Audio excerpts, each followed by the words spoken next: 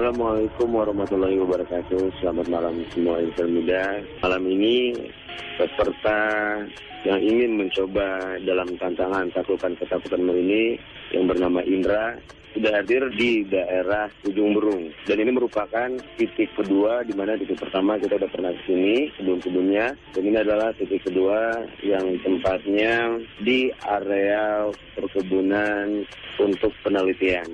Dan saat ini peserta akan ditinggalkan di sebuah kaung, mungkin yang sudah tidak terpakai lagi, di mana lingkungannya di sekitarnya merupakan area penelitian untuk pertanian.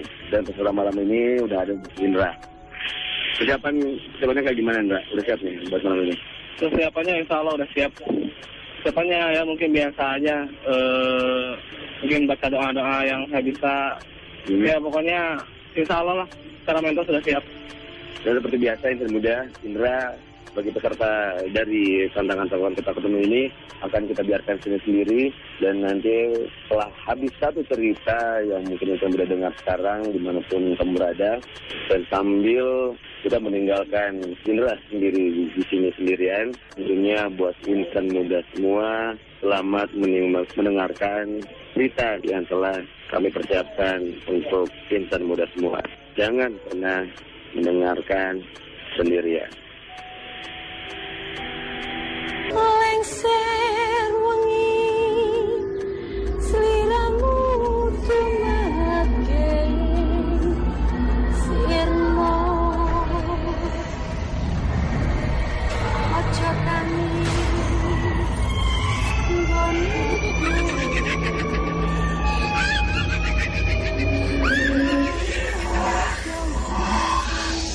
Assalamualaikum warahmatullahi wabarakatuh insan muda. Selamat malam Jumat. Kita bertemu lagi. Tadi di awal kita sudah sama-sama mendengarkan reportase dari tantangan Taklukan Ketakutanmu. Apa yang akan terjadi selanjutnya? Apakah peserta akan berhasil atau mungkin juga gagal? Jangan kemana-mana insan muda. Sebelumnya, kami juga mau mengucapkan terima kasih sebesar-besarnya untuk kamu yang sudah datang ke open house pada tanggal 1 kemarin. Kamu yang datang ke open house pasti melihat sebuah boneka bergaun merah digantung. Kalau kamu belum tahu, boneka itu terus digantung selama 5 hari setelah open house selesai.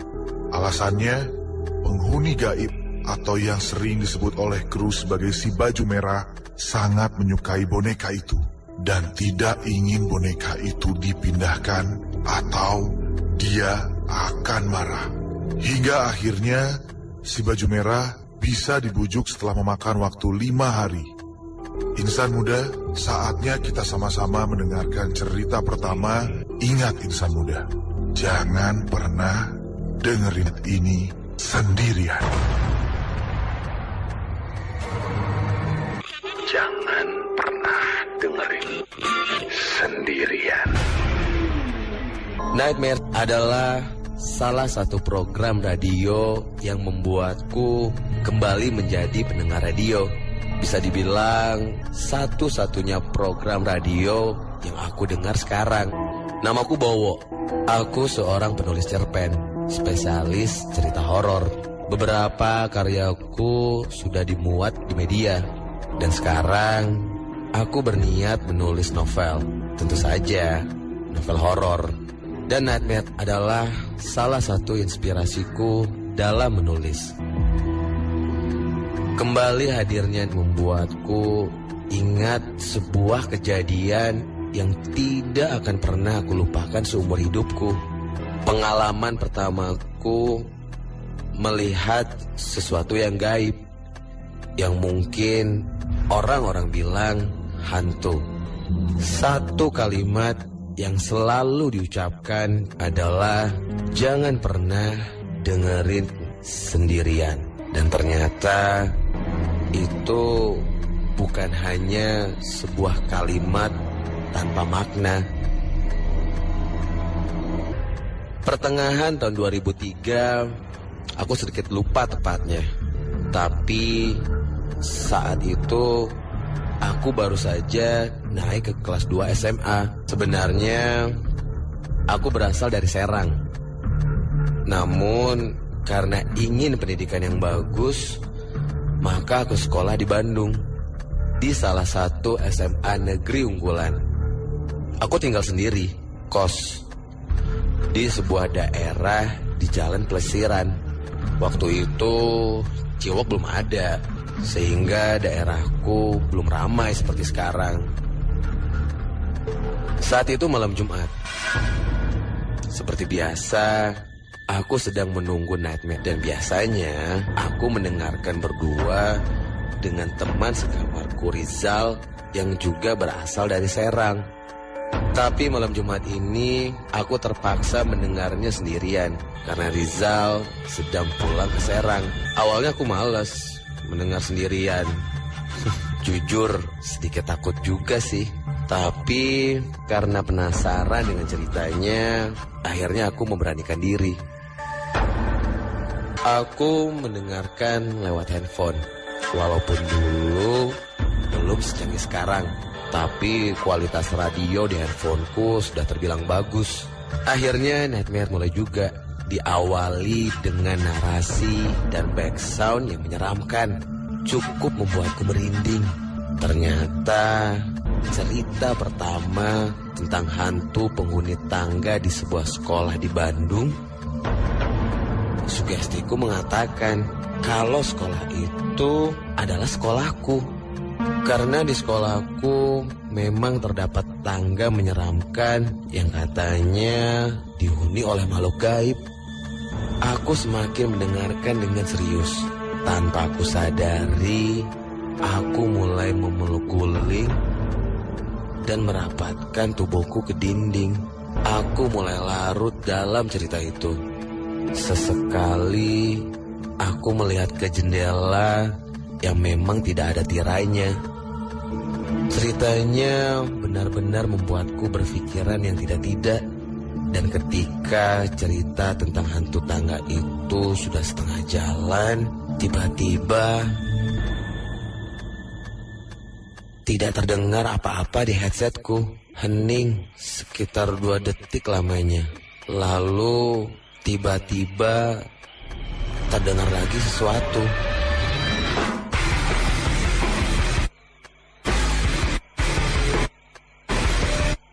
Hah? Lagu? Kok lagu? Aku segera melihat handphoneku dan ternyata sudah berpindah channel. Pindah dengan sendirinya. Aduh, ini pasti gara-gara kemarin handphoneku sempat jatuh. Kayaknya handphoneku error. Kemudian aku segera memindahkan kembali channelnya dan kembali mendengarkan cerita tentang hantu penghuni tangga sekolah. Tapi sayang sekali suaranya agak tidak jelas. Mungkin karena hujan yang turun cukup deras malam itu. Tapi cukuplah. Yang penting aku bisa mengerti jalan ceritanya.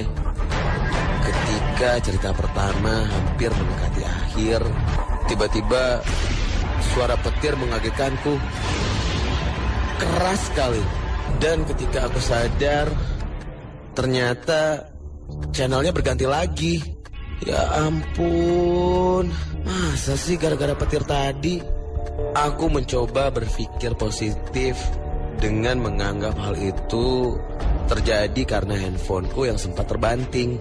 Aku pun memindahkan kembali ke channel semula. Tapi tepat ketika aku menekan tombol, tiba-tiba saja handphoneku mati.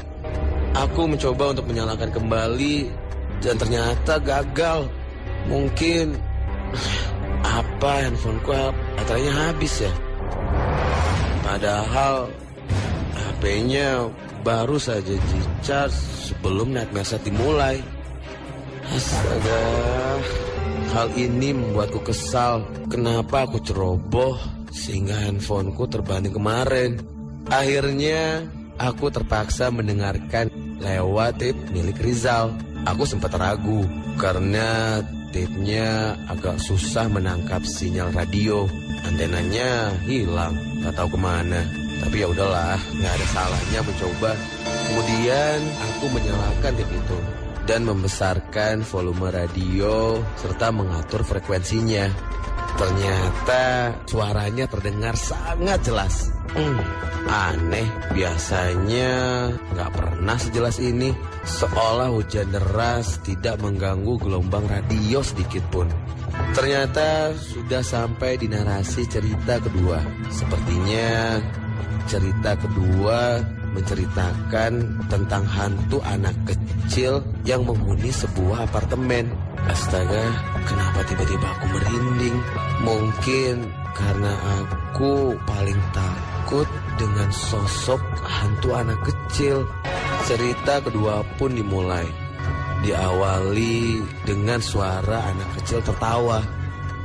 Dan tepat saat itu, sebuah bayangan sekelebat melintas di jendela. Tuhan, aku mencoba berpikir positif. Itu hanya sugestiku saja, atau mungkin itu cuma seekor kelelawar. Aku masih terpaku pada jendela itu dan bayangan itu melintas lagi. Astaga, dan kali ini aku benar-benar takut. Aku mematikan radio dan langsung loncat ke tempat tidur, memaksakan diri untuk tidur. Lampu kamarku ku biarkan menyala. Tidurku terganggu oleh sebuah suara dan masih dalam keadaan setengah sadar. Aku melihat jam dinding, ternyata jam 2 pagi dan suara itu masih saja terdengar. Aku mencoba untuk terus menyadarkan diriku sendiri. Setelah aku cukup sadar, ternyata suara itu berasal dari tipnya Rizal. Sebuah lagu. Ya Tuhan, seingatku tapenya kan sudah aku matiin. Aku bangun dan melihat tape yang tergeletak di bawah, tepat di bawah televisi. Ternyata memang tapenya masih menyala. Aku mencoba menenangkan diri dan bicara pada diriku sendiri, meyakinkan bahwa kalau tadi aku lupa mematikan radio karena panik. Akhirnya aku merangkak menuju tape itu dan langsung mematikannya. Hening, tidak ada suara apapun. Kemudian aku mencoba untuk tidur. Ya Tuhan, aku ingin cepat pagi rasanya. Aku menutup seluruh tubuhku dengan selimut dan mengambil posisi membelakangi tapenya. Dan baru saja aku memejamkan mata, tiba-tiba kamarku menjadi gelap. Kenapa lampunya mati? Dan aku tidak berani berbuat apapun. Aku hanya berdoa agar lampunya menyala kembali. Dan tiba-tiba terdengar lagi suara sebuah lagu. Ya Tuhan. Dan tak lama kemudian terdengar suara anak kecil. Suara anak kecil yang berbicara sendiri.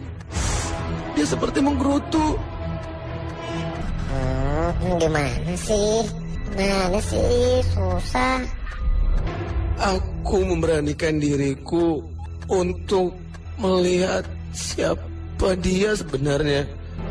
Aku mencoba membalikkan badanku dan melihat asalnya suara itu. Ya Tuhan, dalam gelap aku bisa melihat satu sosok anak kecil sedang berjongkok mengotak-atik radio dan susah. Dan dengan jelas aku bisa melihatnya melayang.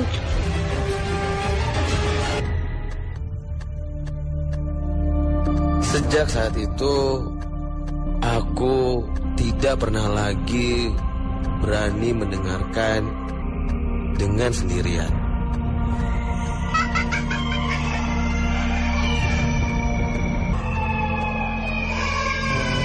Gimana sih? Susah.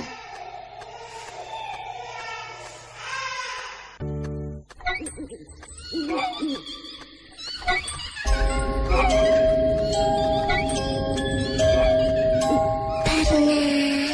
terlintas enggak? Atau tanpa kamu sadari, sekarang aku sedang ngeliatin kamu.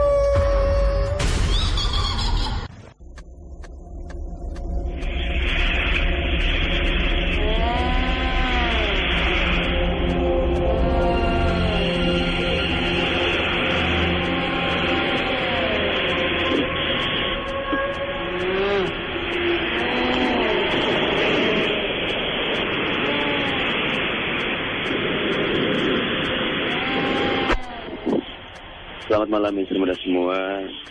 Kembali lagi.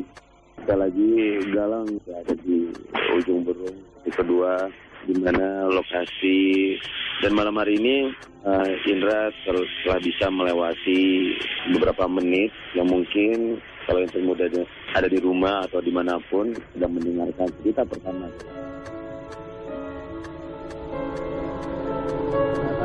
Sekarang Galang bicara dulu bersama Kang Isal. Kang Isal ini adalah kalau boleh Galang sebut adalah orang yang berkompeten yang di bidang hal bisnis. Assalamualaikum Kang. Waalaikumsalam warahmatullahi wabarakatuh. Kang boleh diceritain sedikit nggak di daerah sini, tepatnya ini kan ada rumah kecil gini, terus daerahnya perkebunan, dan Galang juga bisa lihat di sini ada jembatan, ada sungai gitu. Kira-kira sepengetahuan Akang sekarang di sini, Akang bisa ngeliat siapa saja yang hadir di sini selain kita kan? Iya, untuk tempat ini memang sebagai tempat perkumpulan para makhluk gaib yang ada di sini, di mana di sini seperti biasa ada sosok seorang ibu memakai pakaian warna merah, gaun merah dengan lengkap dengan payungnya. Yang kedua ada sosok ular yang sangat besar. Ini ada kaitannya dengan sebutan untuk Tatar Sunda ular tapak ya. Di situ memang ini adalah bagian dari sebuah kerajaan, dan di sini sangat banyak sekali terlihat beberapa oks yang nampak secara kasat mata ataupun dengan lensa kamera, sehingga dan tempat ini pun dijadikan sebagai tempat pertemuan, ya, tempat-tempat main, ya. Dan kalau menurut Akang sendiri, setelah tadi Indra di sini diam beberapa menit, kehadiran kita mungkin pertama Indra yang ada di sini sendiri ini mengganggu mereka atau tidak, Bang? Pada prinsipnya kita memang mengganggu, mengusik mereka. Hanya saja dari awal saya tadi sudah kalau bahasa Sunda sampurasun, sehingga insya Allah tidak ada masalah. Hanya ada beberapa mungkin sebenarnya ingin berkenalan juga dengan Indra gitu. Tetapi kita lihat saja di yang kedua ini, karena ya, karena yang itu saja mungkin yang bisa disampaikan. Ya, atur nuhun Kang. Dan sekarang itu mudah Galang akan berbicara sedikit dengan Indra. Ya. Tadi sampai menit ini apa yang lo rasain? Oh, gila banget itu.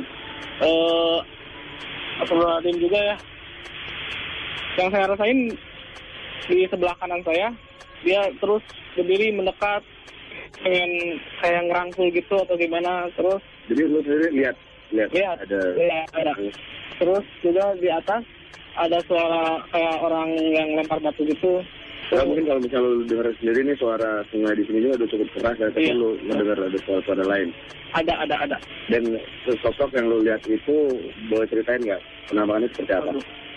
Itu yang saya lihat sih cuman hitam aja sih, besar sih, bulunya lebat, cuman nggak terlalu jelas juga. Saya juga serem ngelihatnya. Cuman terus dia berusaha ngedeketin lu? Iya, berusaha ngedeketin. Cuman kayaknya berusaha tenang aja, berusaha nyantai gitu. Oke, dan sampai saat ini lo masih berani untuk melakukan tantangan? Insya Allah berani. Siap. Oke. Good luck Indra ya. Oke. Dan sekali lagi insan muda, Indra akan kami biarkan di sini sendiri lagi sampai nanti habis cerita kedua selesai. Dan sebentar, Kang Isal sepertinya sedang melakukan atau mencoba untuk berinteraksi insan muda. Jujur, kami semua tim Night Market Arena FM cukup terkejut melihat Kang Isal yang tadi awal posisinya sedang duduk dan sekarang lagi Kang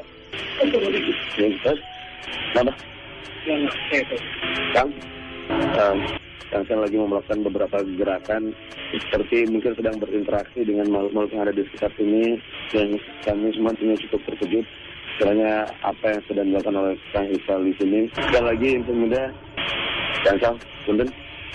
Ya, gimana Kang tadi Kang? Ya, mungkin sedikit ada ingin berinteraksi dengan Indra. Ada mencoba untuk mendekati Indra? Iya.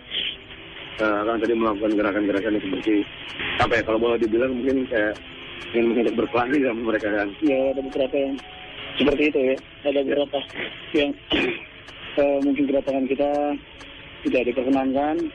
Tapi kalau tantangan ini masih bisa dilanjutkan kan? Insya Allah bisa. Bisa. Kang Isal sendiri udah tampak lelah dan kecapean ya tadi melakukan interaksi dengan makhluk yang ada sekitar sini.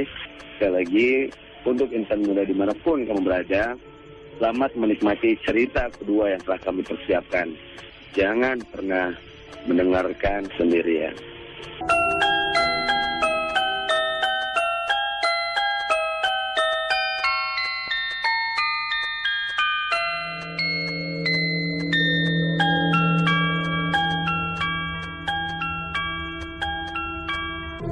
Itulah tadi reportase dari tantangan taklukkan ketakutanmu. Terus ikuti perkembangannya. Sekarang, mari sama-sama kita dengarkan cerita kedua.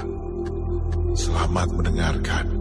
Ingat insan muda, jangan pernah dengerin sendirian. Ini bukan pertama kalinya aku disakiti oleh laki-laki. Ini adalah yang ketiga kali. Tapi justru yang ini yang membuatku benar-benar hancur, seolah semua harapan yang telah aku bangun bersama dia sia-sia. Bagaimana tidak, hubunganku selama hampir 7 tahun dengan pacarku Hadi harus berakhir. Dia meninggal dunia. Hampir 2 bulan ke belakang, Hadi terbaring di rumah sakit, terkena leukemia, dan aku benar-benar tidak bisa mempercayai hal ini. Sakit sekali rasanya. Hati kecilku yang egois sempat berkata, lebih baik aku saja yang lebih dahulu meninggalkan dia, supaya aku tidak merasakan kehilangan seperti ini. Beberapa saat setelah kepergiannya, rasanya aku butuh waktu untuk menyendiri, menjauh dari Bandung, sejenak melupakan semua hal yang bisa mengingatkanku pada Hadi. Mungkin sekitar 3 atau 4 bulan. Sampai akhirnya aku siap lagi untuk menjalani kehidupanku di Bandung. Aku memutuskan untuk pergi ke suatu daerah di Subang untuk tinggal sementara bersama nenek. Saat itu mengasingkan diri di rumah nenek adalah pilihan terbaik. Daerahnya tidak terlalu ramai, sejuk, dan yang pasti bakso kalong khas daerah itu akan membantuku mengatasi rasa sedihku. Di Subang, nenek tinggal bersama bibiku, Bitina, dan juga Mang Didi, tetangga nenek yang sudah 10 tahun membantu pekerjaan-pekerjaan nenek. Seminggu kemudian, sehabis sholat maghrib, aku berangkat menggunakan minibus Bandung-Subang. Dipikir-pikir, lama juga aku tidak ke Subang. Sudah hampir 3 tahun, dan setiap lebaran, pasti saja nenek yang mendatangi kami di Bandung, diantar oleh Mang Didi.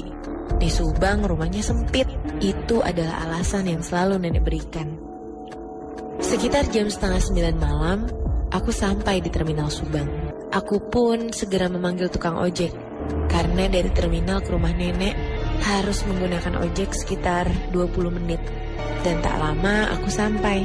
Aku membayar ojek dan berjalan menuju halaman rumah nenek. Halaman yang khas, penuh dengan pot-pot kecil berisi tanaman kaktus. jalan setapak buatan dari batu, dan sebuah sumur timba yang memang masih digunakan.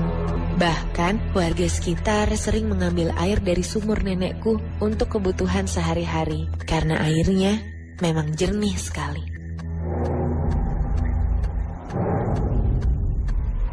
Dari jauh aku bisa melihat sosok seseorang di pinggir sumur itu, sedang menengok ke dalam sumur. Aku pun tersenyum dan mengucapkan salam dengan antuk. Assalamualaikum, Mang Didi. Dalam cahaya yang nyaris gelap dan setengah berlari, aku menghampiri dia. Mang Didi melihat ke arahku dan menjawab, Waalaikumsalam, dengan setengah berbisik. Lalu dia menaruh jari telunjuknya di bibir, memberi tanda agar aku diam. Aku menghentikan langkahku karena kaget, tapi juga heran. Lalu, Mang Didi memberi isyarat agar aku mendekatinya. Aku pun menurut.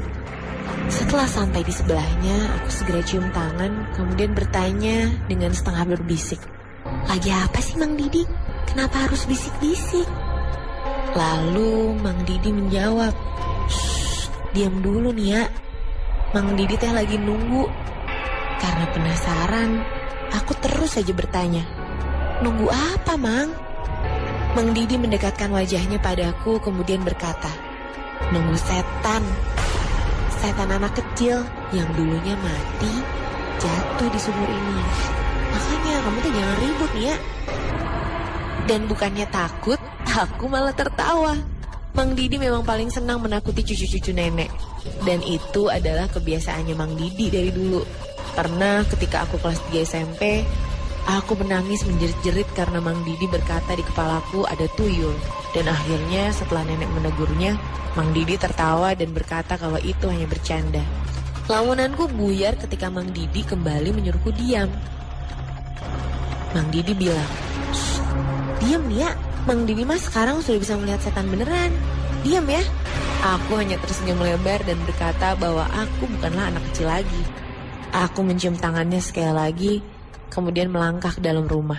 Belum jauh aku melangkah, tiba-tiba terdengar suara Mang Didi memanggil seseorang. Tapi Mang Didi bukan memanggil diriku, ia memanggil nama orang lain. Yan, ya Yan. Ketika aku menoleh ke belakang, aku melihat Mang Didi sedang melihat ke dalam sumur sambil terus memanggil seseorang bernama Yayan. Astaga, segitu niatnya Mang Didi ingin menakutiku. Aku berbalik dan meneruskan langkahku masuk ke dalam rumah nenek. Dan ternyata nenek beserta Bitina sudah tidur. Aku mencium kening nenek dengan lembut. Walaupun sempat terbangun, kemudian nenek tidur lagi setelah aku memintanya. Aku sayang sekali pada nenek aku. Aku menuju kamarku dan segera membereskan pakaianku. Karena 3 bulan ke depan, kota Subang akan menjadi teman akrabku. Besoknya, aku sibuk menata kebun kaktus di halaman rumah. Hampir seharian, aku berada di sana. Sementara nenek dan Bitina kebetulan sedang ada jadwal latihan tenaga dalam seharian itu di Lembang. Dan sekitar jam 9 malam, aku kemudian menyalakan TV sambil menunggu nenek pulang. Tak lama, perutku keroncongan. Aku baru sadar kalau aku lapar sekali. Aku pun teringat akan bakso kalong. Sepertinya nikmat, aku memakai jaketku dan beranjak keluar. Ternyata di halaman ada Mang Didi yang sedang menimba sumur. Aku pun menegurnya. Mang Didi, anterin lah aku bakso kalong. Mang Didi menoleh dan tersenyum kemudian menjawab, aduh Nia, sendiri saja lah ya. Mang Didi sedang sibuk ini. Aku mendekatinya dan berkata, Mang Didi mah, ya udah tuh nitip rumah ya Mang.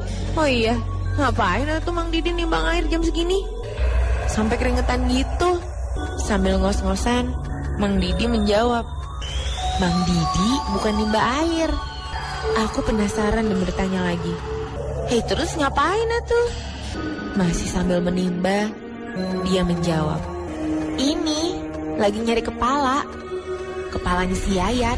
Refleks aku mencubit tangannya dan berkata bahwa itu tidak lucu.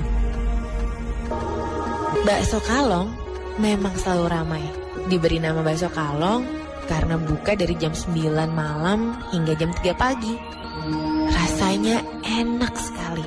Aku memesan 4 bungkus bakso untuk aku, Nenek, Bik Tina, dan Mang Didi. Rp20.000 saja. Sangat murah untuk bakso seenak ini. Dan setelah membayar, aku pun kembali ke rumah nenek. Ketika sampai, aku lihat Mang Didi sedang duduk di pinggir sumur sambil mengelap-ngelap keringatnya. Aku bertanya, apakah nenek dan Bitina sudah pulang? Mang Didi menjawab sudah dan mereka baru saja sampai katanya. Aku pun mengajaknya masuk untuk makan bakso bersama-sama. Mang Didi berkata akan menyusul, masih lelah katanya. Aku kemudian mendekati Mang Didi kemudian menggodanya. Udah ketemu Mang kepala si Yayan teh? Aku tertawa. Lalu Mang Didi berkata, sudah tuh Nia. Itu ada di ember, Mang Didi masukin ke situ. Dia menunjuk ke ember yang terletak di pinggir sumur. Sambil tertawa, aku mendekati ember itu dan melihat isinya. Astaga! Tanganku seketika gemetaran dan bungkusan baksonya pun jatuh. Karena di ember itu benar-benar ada sebuah kepala. Lalu Mang Didi mengambil kepala itu dan mendekatkannya pada wajahku. Ya Tuhan, kepala seorang bocah yang membiru kehabisan nafas. Aku kontan menjerit dan melempar kepala itu. Astaga, itu adalah benar-benar sebuah kepala karena kulitnya nyata sekali. Aku kemudian lari ke dalam rumah, mendatangi nenek dan Bitina sambil menangis. Aku berkata kalau aku kesal sama Mang Didi yang sudah keterlaluan menjahiliku.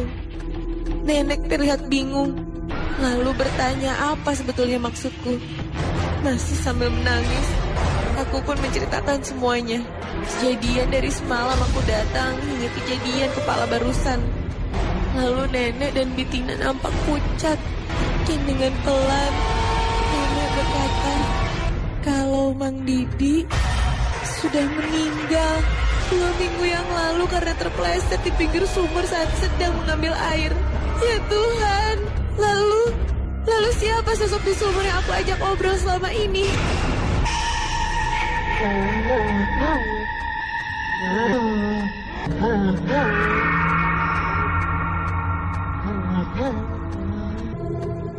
Insan muda, 2 cerita sudah sama-sama kita dengarkan.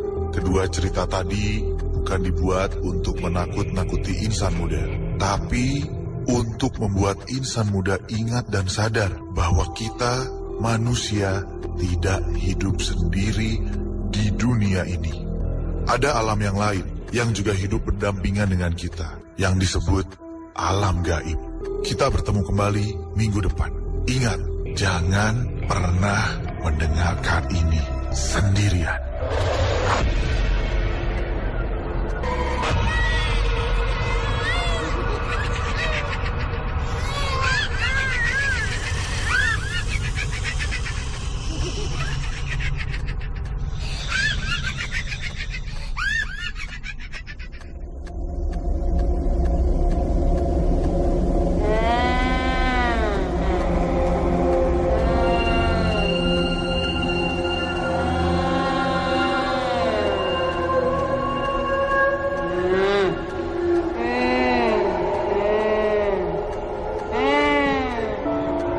Selamat malam insan muda semua.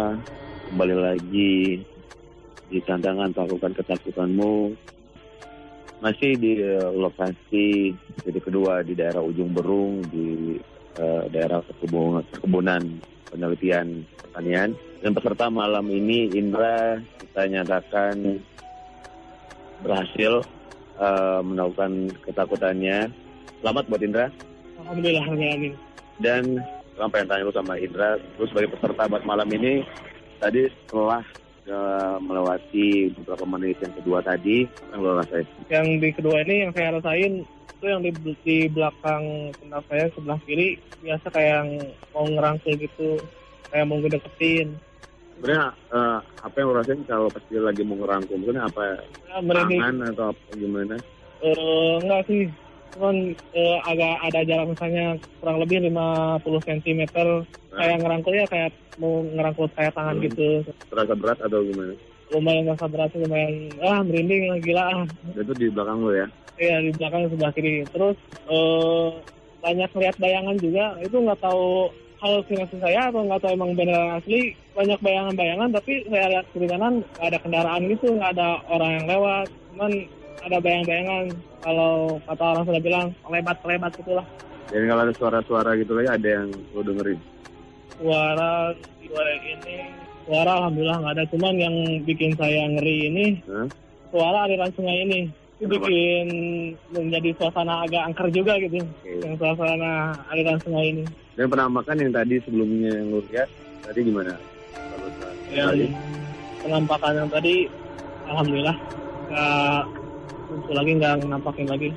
Mungkin ya saya berusaha tenang, berusaha nyantai gitu. Saya nggak pikir macam-macam, soalnya takutnya halusinasi saya berubah-ubah atau gimana. Oke. Dan sekali lagi selamat buat Indra, lo dinyatakan lolos dalam tantangan taklukan ketakutanmu. Dan sekarang yang muda, Gala akan kembali ngobrol sama Kang Isal.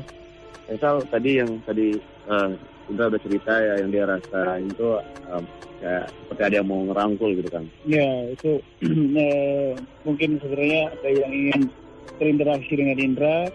Hanya karena memang Indra punya kekuatan sugesti yang sangat minim, jadi tidak berhasil. Juga mungkin Indra punya keyakinan, ya. Karena memang ketika kita yakin sama Allah Subhanahu Wa Taala, apapun itu tidak akan pernah masuk, gitu ya. Jadi kalau dibandingkan dengan yang pertama tadi, itu kan kondisi situasinya mana yang lebih berat sekarang atau yang tadi yang sebelumnya? Yang lebih berat yang tadi. Ya, yang sekarang ini mungkin hanya beberapa saja yang ingin mencoba berinteraksi dengan Indra. Ya. Hanya yang itu yang memang belum sempat, mungkin ketika tadi ada sedikit yang berinteraksi dengan saya. Ya. Ya, jadi belum sempat belum sempat terizinkan, sehingga mungkin membuat merasa terganggu. Sementara yang lain insya Allah sudah, dan kondisinya di sini memang sangat-sangat kalau boleh dibilang angker, ya, karena memang ini adalah merupakan pintu terbang ke suatu tempat, ya, ke dimensi lain. Dan yang tadi disebutkan adalah yang tadi disebutkan adalah bayangan, itu betul memang. Ya, dan tadi sempat waktu pas kita pertama tadi jadi juga mungkin Galang yang menceritakan tadi selain Kang Isal tadi ya seperti kayak mau berkelahi dengan mungkin mau yang ada di sini. Dan juga tadi produser Deki juga sempat merasakan di belakang punggungnya yang kemudian jadi lagi merasakan ada yang seperti mendorongnya. Dan juga di sini ada produser Dias juga ketika dia memberikan menyoroti dengan senternya ke suatu arah, dia melihat ada sosok makhluk tapi berwujud seperti manusia gitu. Setelah kembali center ke area yang sama, itu telah menghilang gitu. Ya kan? Pada prinsipnya memang tadi itu saya mencegah untuk jadi hal-hal yang tidak diinginkan. Ya. Ketika tadi berwawancara, ada satu sosok yang memang ingin merangkul satu orang di antaranya, dan salah satunya adalah Becky. Dari situlah saya mencoba untuk membentengi, dan terjadinya adalah memang beliau adalah sepuh yang ada di sini, dan alhamdulillah kebetulan beliau juga setelah berinteraksi, kita tidak ingin mengganggu dan lain sebagainya, hanya ingin bersilaturahmi lah ya, bersilaturahmi sebagai kita ini kan sebagai generasi muda dari zaman beliau gitu ya. Alhamdulillah tidak jadi masalah, hanya saja memang tempat ini perlu dilestarikan juga. Tempat ini sering banyak dipakai untuk hal-hal yang tidak betul sebenarnya. Dan mudah-mudahan kita juga bisa melestarikan lingkungan, karena memang pesan yang disampaikan adalah melestarikan tempat-tempat yang memang cagar budaya dan sebagainya. Dan ini merupakan salah satu cagar budaya dulunya. Gitu. Paling itu aja, Kang. Ya, atur nuhun Kang Isal, dan mungkin kita akan berdoa dulu di tempat ini sebagai permohonan terima kasih telah mengizinkan kita berada di sini. Sekaligus pamit, dan kita ketemu lagi minggu depan di lokasi-lokasi yang telah kami persiapkan di tantangan taklukan ketakutanmu ini. Gitu aja, selamat malam. Assalamualaikum warahmatullahi wabarakatuh.